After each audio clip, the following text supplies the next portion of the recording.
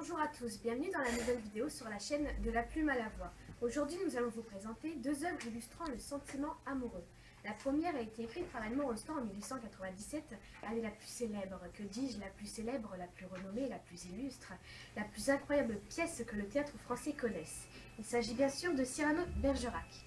Cyrano est secrètement fou amoureux de Roxane, sa cousine, mais son physique l'empêche de le dire. Cependant, Roxane tombe amoureuse de Christian de Neuvillette, qui lui aussi l'aime secrètement.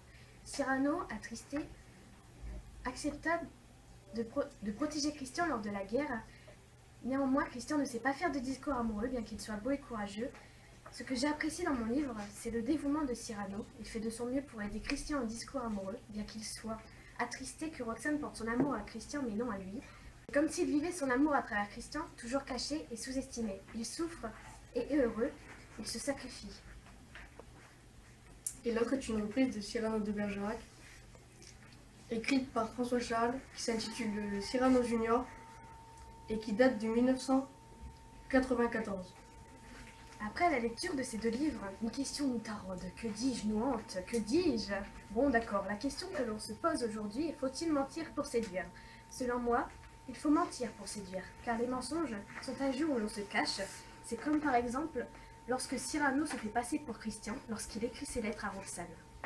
Julien ne ment pas lorsqu'il écrit ses lettres à Roxane et il les signe par son nom.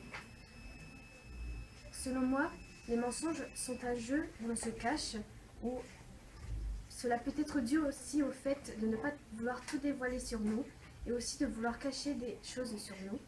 C'est ce qui se rapporte à Roxane lorsqu'elle apprend qui est vraiment la personne qu'elle aime. Julien fait ce qu'il peut pour attirer Roxane, mais Roxane ne change pas d'avis, elle est toujours amoureuse de Christian. Les mensonges ont permis à Cyrano de faire part de son amour pour Roxane, bien qu'il soit complexé. Il fait donc part de son amour à Roxane en se faisant passer pour Christian, ce qui lui a permis de montrer sa beauté intérieure en se faisant passer pour Christian, qui lui est beau et courageux. Contrairement à Cyrano de Bergerac, Julien envoie une lettre à Roxane et la signe. De mon point de vue, j'en conclus que nous pouvons mentir pour séduire. J'en conclus qu'il ne faut pas mentir pour séduire, car de mon point de vue, Roxane aime depuis toujours Christian et rien ne pourra changer. Au revoir et à bientôt sur la chaîne. Au revoir.